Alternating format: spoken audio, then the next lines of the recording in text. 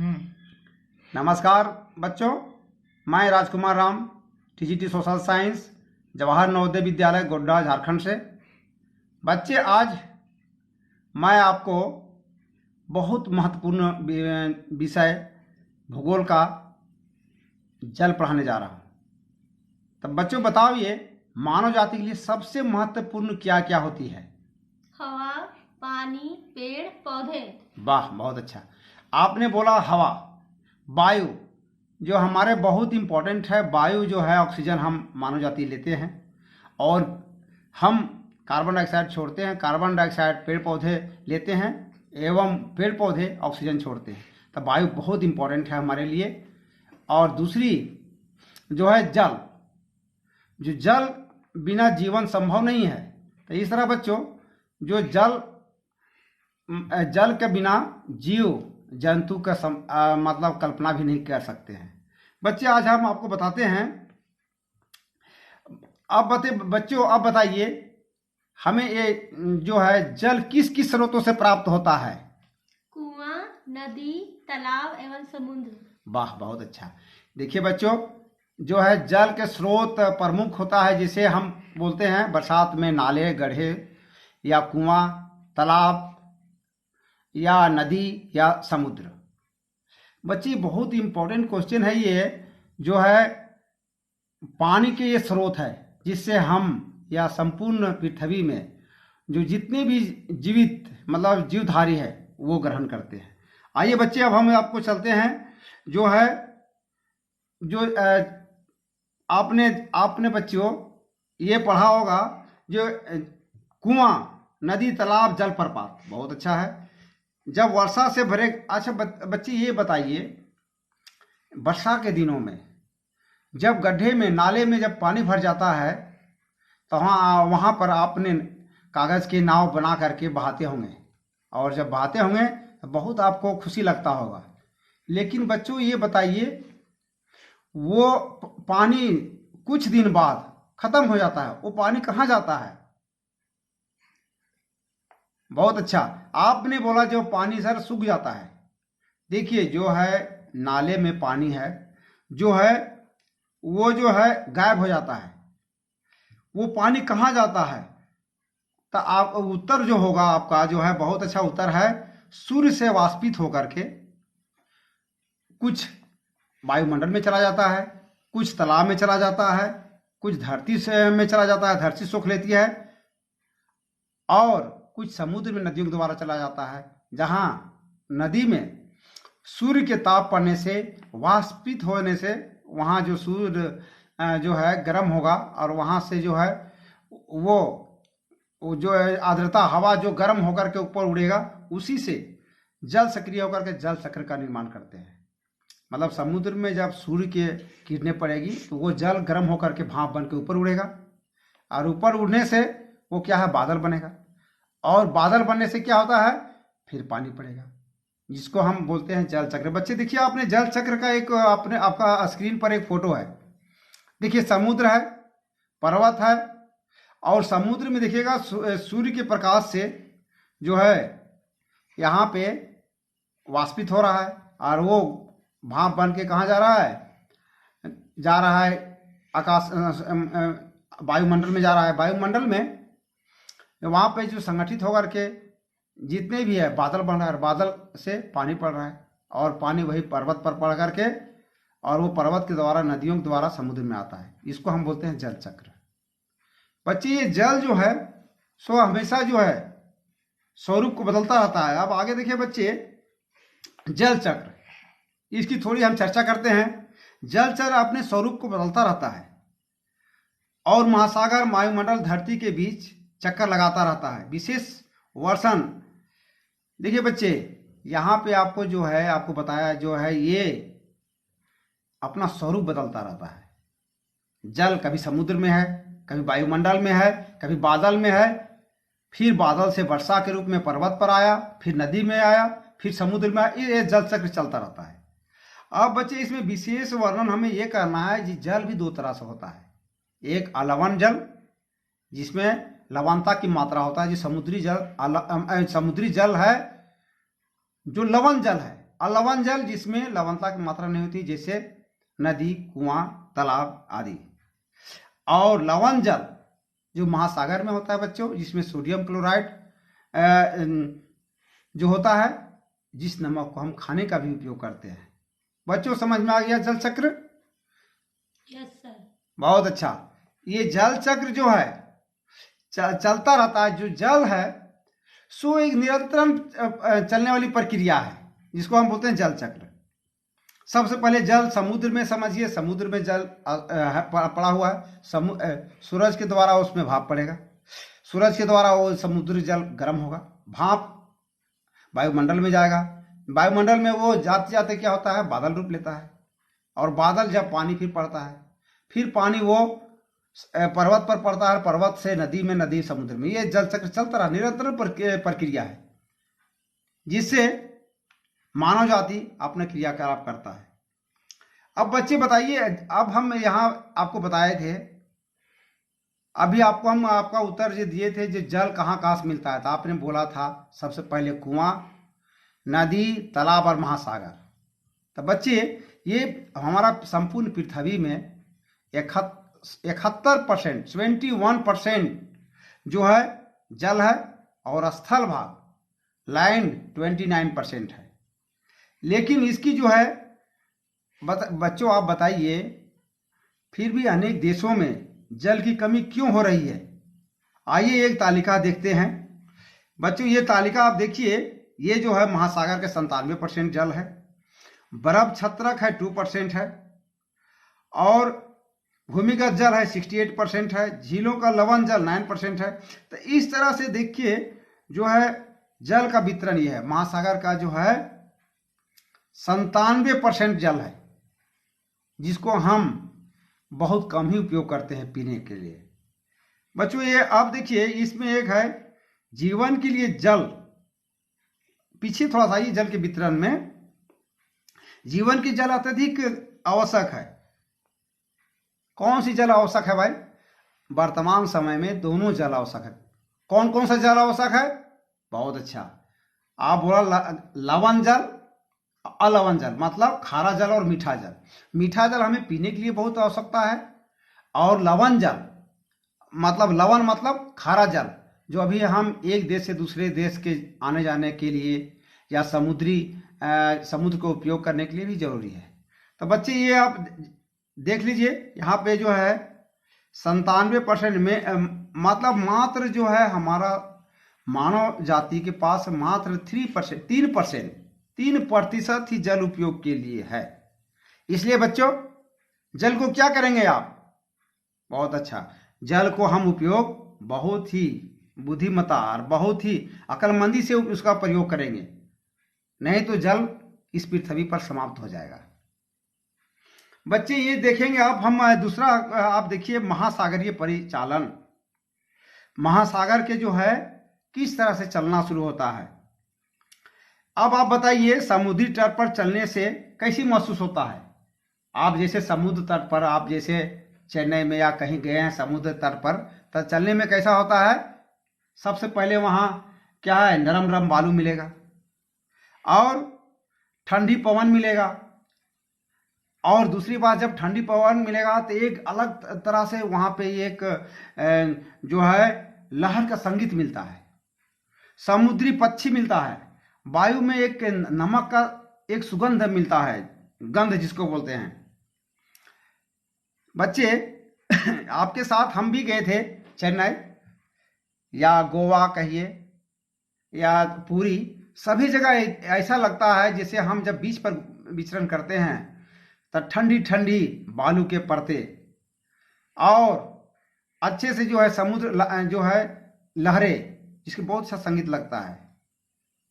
और क्या होता है, ठंडी पवने, और उसका जो वहाँ पर जो गंध होता है वो कैसा होता है, लवणीय गंध, नमक के जैसा गंध होता है, और लहरों के संगीत, लगता है वहीं पर रात बैठे रहे। मतलब सब कुछ सम्मोहित करने वाली होती है। इसके विपरीत आप तालाब में चले जाइए, झील में चले जाइए, वहां क्या देखिएगा, पानी अस्थिर होता है कि नहीं बच्चे? Yes sir. वाह बहुत अच्छे, यस। लेकिन समुद्र का नहीं होता है, वो लहर पर लहर आते जाता है, जिससे क्या होता है, बहुत अच्छा लगता है। लेकिन समुद्र में बैठने से आपको क्या होगा, बोर लगेगा, लेकिन समुद्र किनारे बैठने में आपको अच्छा लगेगा, मनमोहक लगता है। परंतु महासागर गतियां इस प्रकार वर्गीकृत कर सकते हैं, जैसे ये महासागर की जो गति है ना, उसको हम 3 भागों में बांटते हैं बच्चे। सबसे पहले तरंगे, ज्वार भाटा एवं जलधाराएं आदि। क्या बच्चे, 3 तरह से हम बांटते हैं। जो समुद्र को जो धाराएं हैं, जो समुद्र जो परिसर करती है, उसको 3 भाग में बांटते हैं। सबसे पहले तरंगे, ज्वार भाटा और जलधारा। बच्चे अब देखिए, ये आपको जो प्रशांत महासागर का देखिए, आपके पास फोटो में दिया हुआ है, देखिए ये बीच है, समुद्र है, ये प्रशांत महासागर है, ये बालू है। इस पर चलिएगा तो हमने आपको बताया था, बालू बहुत एकदम अच्छा लगता है, सुगंध है, नमक की जैसा जो है लवणीय सुगंध भी है। अभी आप देखिए, अच्छे से देखिए पहले ये फोटो को, कितना अच्छा लगता है, लगता है वहां निरंतर बैठे रहे। आपको हम तरंग के बारे में बताने जा रहे हैं। तरंग क्या है बच्चे? समुद्री जल उठना और गिरना। बहुत अच्छा। जो समुद्र का जल, महासागरीय समुद्र का जल सतह पर लगातार उठना, ऊपर उठना और नीचे गिरना, जिसको हम तरंग कहते हैं। आपने अपने स्क्रीन पर ये फोटो भी देखिए बच्चे, देखिए किस तरह से समुद्र तट में आ रहा है और गिर रहा है। तो इस तरह इसको हम कहते हैं समुद्री तरंग। और आगे बच्चे, समुद्री तरंग का जो है विस्तृत रूप आप देखोगे, जिसका है सुनामी से बोलते हैं। सुनामी जानते हो बच्चे? Yes sir. बहुत अच्छा, सुनामी जानते हो। जो है भारत में सबसे पहले 2004 में जो सुनामी आया है, उस समय क्या है, सुनामी का प्रमुख कारण है, बहुत से कारण है, जिसमें से जो है भूकंप, ज्वालामुखी और भूस्खलन के कारण महासागरीय जल अधिक ऊपर उठने लगता है। और उठने का कारण जो होता है, वो जो समुद्र का जो बीच से या समुद्री तट से जब टकराने के बाद समुद्री जल है जो है बहुत जो है ऊंचाई में उठने लगता है, जो समुद्र के जितने भी कोस्टल एरिया है वो डुबा देता है। तो इस तरह से 2004 में भारत के पूर्वोत्तर भाग में, जिसमें से विशाखापत्तनम और तमिलनाडु में सुनामी आया था। आपके सुनामी का फोटो भी दिया हुआ है बच्चों। Yes sir. आप देखिए जो है समुद्र तट को किस तरह से 2004 में हजारों लोग मारे गए थे, जिसका एक ही कारण था, लोग सब जो सुनामी होता क्या है सब शूटिंग कर रहे थे, जो है सेल्फी ले रहे थे, इसी के चलते मारे गए। अब बच्चे हमने आपको तरंग बताया, जो समुद्र का जो है प्रमुख जो कौन कौन सा होता है कार्य, जिसमें से पहला तरंग, दूसरा है ज्वार भाटा। अब बच्चे ज्वार और भाटा, ज्वार मीन्स होता है, जो होता है 2 चीज होता है। ज्वार मतलब उठना और भाटा मतलब गिरना। अब बच्चे देखो, आपको हम बता रहे हैं, दिन में जो 2 बार महासागरीय जल को उठना या गिरना, ठीक है बच्चे, हम बताए अभी ज्वार मतलब उठना और भाटा मतलब गिरना। तो दिन में 2 बार ज्वार भाटा उठना या गिरना को हम ज्वार भाटा कहते हैं। हो गया बच्चों, स्पष्ट हो गया? Yes sir. ज्वार भाटा जो है दिन में 2 बार उठना और गिरना को ज्वार भाटा कहते हैं। जबकि सर्वाधिक ऊंचाई तक उठा जल को, हिस्से को डुबो देती है, उसे हम ज्वार कहते हैं। मतलब जो सबसे अधिक जो है तटीय क्षेत्र में ज्वार सबसे अधिक उठा, मतलब समुद्री तट को डुबा देती है, उसको हम ज्वार कहते हैं। और जब जल निम्न स्तर में होती है तब पीछे से चला जाता है, उसे हम भाटा कहते हैं। एक बार ज्वार एक बार भाटा, इसको हम कहते हैं ज्वार भाटा। 2 तरह के होते हैं, 2 तरह के होते हैं बच्चे। अब आपको हमने बताएगा, अभी हमने 2 तरह से कौन कौन होते हैं। बहुत अच्छा, लघु ज्वार भाटा और बृहद ज्वार भाटा। अब हम लघु ज्वार भाटा के बच्चे आपके स्क्रीन पर देखिए, ये है लघु ज्वार भाटा का फोटो भी है और इसका जो है वर्णन भी है। अब देखिए, आप जानते होंगे जो है लघु ज्वार, इसमें बहुत इंपॉर्टेंट है सूरज का, पृथ्वी का और चंद्रमा का महत्वपूर्ण रोल है। जो भाटा चांद एवं सूरज के गुरुत्वाकर्षण बल के, चांद और सूरज, देखिए चांद और सूरज के गुरुत्वाकर्षण बल के कारण विपरीत दिशाओं में महासागरीय जल पर पड़ता है। परिणाम स्वरूप निम्न ज्वार भाटा होता है। देखिए बच्चे, पृथ्वी और चांद के ऊपर में आपका फोटो के आधार पर देखिए वो लघु ज्वार होगा। चांद सबसे ऊपर में है, पृथ्वी बीच में है, और देखिए इसमें जो ऊपर बहुत कम ही जल का ये होगा, आकर्षण होगा, जिसके जिसके चलते लघु ज्वार भाटा कहते हैं। क्लियर हो गया बच्चे, लघु ज्वार? Yes sir. बहुत अच्छा। अब आगे चलते हैं बृहद ज्वार भाटा। बृहद ज्वार भाटा में आप देखिएगा सूरज और चंद्रमा जो है, एक आप देख लीजिए, पहले इसको फोटो देख लीजिए आप। देखे दो तरह होता है, देखिएगा यहाँ एक एक जो है बीच में चंद्रमा है, कभी इधर है, लेकिन देखिएगा कभी कभी ये सूरज है, चंद्रमा है और पृथ्वी है। दूसरा में सूरज है, पृथ्वी है और चंद्रमा है, जिसका सीधा सीधा है। अब बच्चे इसका हम विस्तृत अध्ययन ये करते हैं, महासागरीय धाराएं सतह पर निश्चित दिशा पर नियमित रूप से बहने वाली जल धाराएं होती है।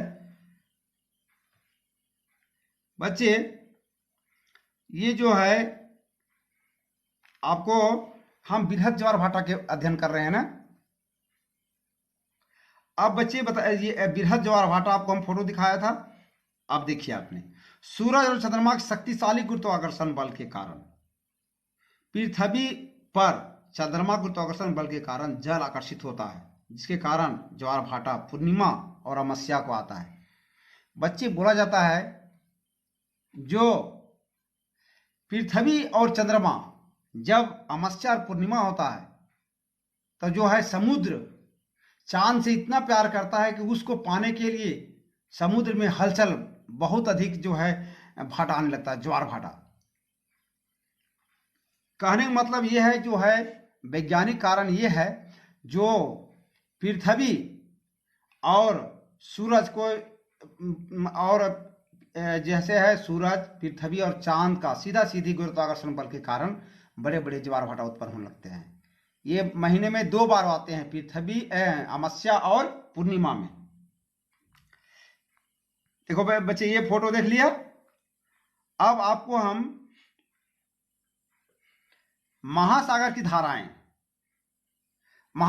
धाराएं बच्चे देखिए, जो धाराएं होती है, क्या होती है, महासागर से जो चलने वाली जो है जल की गति को धाराएं कहते हैं। देखिए महासागर धाराएं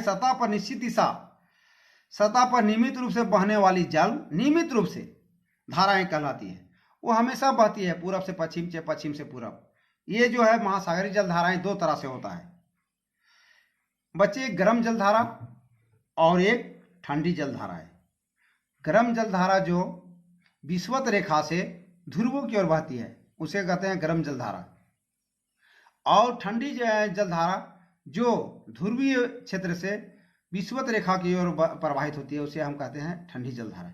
इसका 2 एग्जाम्पल, बहुत अच्छा एग्जाम्पल दिया जा सकता है, जो अमेरिका के बच्चे जो है 2 एग्जाम्पल बहुत अच्छे दिया जा सकता है। उदाहरण स्वरूप जो है अमेरिका का लैब्राडोर और गल्फ स्ट्रीम जलधारा, अमेरिका के पूर्वी भाग में जो है, जिसको डागर बैंक बोलते हैं, सबसे अधिक मत्स्य उत्पादन इसी क्षेत्र में होता है, क्योंकि जो है गल्फ स्ट्रीम गर्म जलधारा है और लैब्राडोर ठंडी जलधारा है। दूसरी जलधारा बहुत अच्छी एग्जाम्पल है जापान में। जापान में जो है सबसे अधिक मछली उत्पादन के जो क्षेत्र है क्यूरोशियो एवं आयोशियो, जो गर्म जलधारा और ठंडी जलधारा आपस में मिलती है, जहाँ पे सबसे अच्छी मत्स्य का उत्पादन होता है। बच्चों तो इस तरह से आपको मैप में भी हम दिखा रहे हैं। देखिए सबसे अमेरिका के पूर्वी भाग में यहाँ गल्फ स्ट्रीम है और लैब्राडोर जलधारा है। दूसरी है बच्चे, ये देखिए आपने जो है जापान के पूर्वी भाग में 2 जलधाराएं देखिए, एक गर्म है एक ठंडी जलधारा है। तो इस तरह से बच्चे आप अध्ययन कर सकते हो, ये बहुत इंपॉर्टेंट है। अब बच्चे, अब आपने जलधाराएं पढ़ लिया, बहुत अच्छा। अब एक बार पुनः रिवीजन चलते हैं। हाँ बच्चों, अब हम जो रिवीजन की बात करते हैं, सबसे पहले जल जो है, जल जो है हमने पहले क्वेश्चन पूछा था, बताया था आपको, आपने बहुत अच्छा आंसर दिया था। जल आपके जो है जो है सबसे पहले जो है मानव जाति के लिए जो जल बहुत इम्पोर्टेंट है, और हमें जो है जल इम्पोर्टेंट है, मानव जाति नहीं, संपूर्ण जितने जीव जंतु है सभी के लिए जल इम्पोर्टेंट है, वायु इम्पोर्टेंट है। लेकिन ये जल जो है हमारे यहाँ बहुत कम, मात्र जो है 3% ही, 3% से कम जल है, 97% जो है लवणीय जल है। तब बच्चे आप जो है अभी जल के जो स्रोत है, आपने भी बहुत अच्छा आंसर दिया था। जो जल का स्रोत क्या क्या है, आपने बोला था कुआं, तालाब, नदी, महासागर। बहुत अच्छे बच्चे। इसमें से देखिएगा आपने जो है 2 तरह से जल है इसमें, एक मीठा जल, एक खारा जल। मीठा जल कौन कौन सा है, जैसे है नदी, कुआं, नदी, तालाब, झील, और खारा जल है महासागर। दूसरे बच्चे बताए थे आपको, जो बरसात में हमारे घर के आसपास नाले में पानी जब जम जाता है तो आपने बहुत कभी खुशी मनाया होगा, नाव, कागज की नाव बना करके बहाया होगा। लेकिन वो खुशी कुछ 1-2 दिन में ख़त्म हो जाता है। क्यों? क्योंकि वो जो है गड्ढे का पानी पता नहीं कहाँ चला जाता है। आपने पूछा था कि सर पानी कहाँ चला जाता है, तो बच्चों ये पानी जो है, इसका उत्तर है जो उस गड्ढे का पानी सूरज के द्वारा उस पर किरणें पड़ते हैं तो पानी जो है वाष्पित होकर के वायुमंडल में चला जाता है। कुछ पानी धरती के अंदर सोख लेता है, कुछ पानी नदी में चला जाता है, और नदी के द्वारा समुद्र में जाता है। और इस समुद्र में जाने की क्रिया को हम अभी आपने पढ़ेंगे जल चक्र। बच्चे आपको पुनः देखिए जल चक्र क्या है। जो सभी जगह से जल संग्रहित हो जाता है समुद्र में, और सूर्य के जब वहां प्रकाश पड़ता है तो जल जो है भाप बन के ऊपर उड़ने लगता है, और वो भाप जो है वायुमंडल में जाकर के संगठित होता है, और संगठित होने से बादल बनता है, और बादल से पुनः ये पृथ्वी पर पर्वत पठार पर पानी पड़ने लगता है, पर्वत पठार के द्वारा नदी के द्वारा समुद्र में आता है। तो ये निरंतर जल जो है जल परिचालन होते रहता है, मतलब जल की परिचालन होते रहता है, जल निरंतर चलते रहता है। इसी तरह इसीलिए पृथ्वी पर जो बोलते हैं ना, पृथ्वी को जो है यूनिक या सबसे महत्वपूर्ण ग्रह है। यहाँ वायु है, जल है और वायुमंडल है। ये बच्चों हम सब पढ़ा चुके हैं, वायुमंडल भी पढ़ाए हैं आपको, जल भी पढ़ाया और वायु भी। अब बच्चे आप देखिए जल चक्र, थोड़ी सी इसकी विस्तृत हम जल चक्र आपको बता दिए थे। ये जो है स्वरूप बदलता है, जल की स्वरूप बदलता रहता है, मतलब कभी पानी है, कभी भाप है, कभी बर्फ है, कभी बादल है। तो ये जो है बदलता रहता है स्वरूप, और जो है ये जल लगातार अपने स्वरूप को बदलता रहता है। महासागर वायुमंडल के धरती के बीच में चक्कर लगाते रहता है। जैसे बच्चे आप चक्कर लगाते हो ना, विद्यालय कभी घर, कभी घर कभी विद्यालय, उसी तरह से विशेष करके यहाँ पे 2 तरह से जल है, बताए थे ना बच्चे। बहुत अच्छा, आपने बोला है लवण अलवण। लवण जल समुद्री जल होता है, बहुत अच्छे। और अलवण इसमें से जो है आपका जो है कुआं, तालाब, नदी और झील होता है। बहुत अच्छे बच्चे। दूसरा है हमारा सबसे इंपॉर्टेंट चीज है जो है जल का वितरण संपूर्ण पृथ्वी पर। जिसको पृथ्वी को आपको पता है बच्चे, आप 6 में पढ़े होंगे, जो हमें पृथ्वी को है ब्लू प्लैनेट बोला जाता है। तो इस कारण ये है जो है पृथ्वी को 71% इसमें जल से ढका हुआ है, 29% स्थल है, और इस 29% में मात्र 3% जल को उपयोग करने लायक है। तो ये बच्चे जो है जीवन के लिए जल क्या है, जीवन के लिए जल अमृत के समान है। जल को यदि आप विनाश करेंगे तो क्या होगा, ये पृथ्वी से जो है जीव जंतु का खत्म हो जाएगा। इसलिए बच्चे आप अपने छात्रावास में भी, अपने घरों में भी जल को बहुत अच्छे से वैज्ञानिक तरीके से उपयोग करें, और इसको जो है इसकी आप जो है विनाश ना करें, कारण कि आपकी जल बहुत आवश्यक है। बच्चे देखिए ये जो आपको है मैप में पुनः देखिए, फिर महासागर के देखिए 97%। आप सोचिए बच्चों, महासागर के 97%, और अब बचा क्या 2.7% जल, और जो है 2.7 में आपको 1% ग्लेशियर है। तो इस तरह से आप समझेंगे कि कितनी कम जल में हमें पीने के लिए चाहिए, सिंचाई के लिए चाहिए, जीव जंतु को चाहिए, जानवरों के लिए चाहिए। तो पानी बहुत इंपॉर्टेंट है, बहुत महत्वपूर्ण है। हवा, पानी ये बहुत इंपॉर्टेंट है। हम बार बार कह रहे हैं ये जो है जल को बहुत बुद्धिमत्ता पूर्वक इसको उपयोग करें। बच्चे आगे देखिए। अब महासागर, आप देखा होगा, आपने बहुत अच्छा उत्तर भी दिया था, जो महासागर के जल अस्थायी नहीं होता है, ये बार बार समुद्र से किनारे से टकराता रहता है। तो ये परिचालन है समुद्र पर चलने वाली। सबसे पहले जब हम आपके साथ समुद्र तटों के किनारे जब गया था तो देखा था वहाँ जो है नम बालू, इसको प्लीट बोलते हैं, वहाँ जो है ठंडी ठंडी हवाएं, लवण युक्त सुगंध, इसको गंध बोलते हैं, और वहाँ ध्वनि, समुद्र का ध्वनि, लहरों की ध्वनि बहुत अच्छा लगता था वहाँ पे बैठे रहे। लेकिन और इसको बार बार लहरें आ रही है जा रही है, लहरें में इतना एंजॉय करने का अच्छा लगता है। बच्चे आप भी बहुत एंजॉय किया होगा। लेकिन दूसरी कारण है, जब हम समुद्र किनारे नहीं, तालाब के किनारे, झील के किनारे जब बैठते हैं तो वहाँ का जो है जल शांत होता है। बच्चे जो है, अब ये जो समुद्र का जल का जो है 3 तरह से जो है इसको हम जो है किस प्रकार ये कार्य कर सकता है, तो 3 तरह से। सबसे पहले आपको बोले थे हम तरंग, दूसरी है ज्वार भाटा, तीसरी है धाराएं। कौन सी धाराएं? जिसमें से 2 होता है, गर्म धारा और ठंडी जल धारा। अब देखिए बच्चों, ये है, देखिए समुद्र किनारे है, आपको बीच का हम एग्जाम्पल दिया है, दिखाया है। देखिए बालुक है और बहुत सा सीप है, यहाँ पे लहरें बार बार टकरा रही है।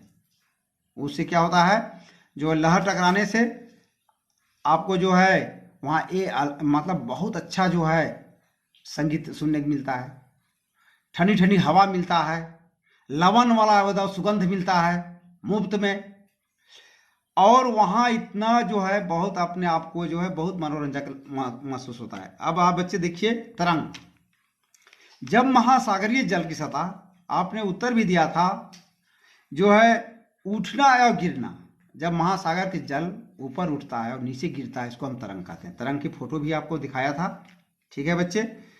अब ये तरंग का जो है बृहत रूप, जिसको हम सुनामी कहते हैं, ये सुनामी क्या है बच्चे? जो सुनामी जो है क्या है, जब समुद्र का जो तरंग भयावह रूप से जब समुद्र तट से टकराता है, तो वहाँ जो समुद्री तट में पेड़ पौधे हैं, जीव जंतु है, होटल है, सभी उसके में बहने लगते हैं।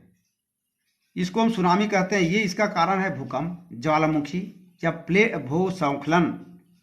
ये 2004 में विशाखापत्तनम तमिलनाडु में आया था, जहाँ हजारों लोग मारे गए थे। बच्चे ये देखिए सुनामी का फोटो दिया हुआ है आपका।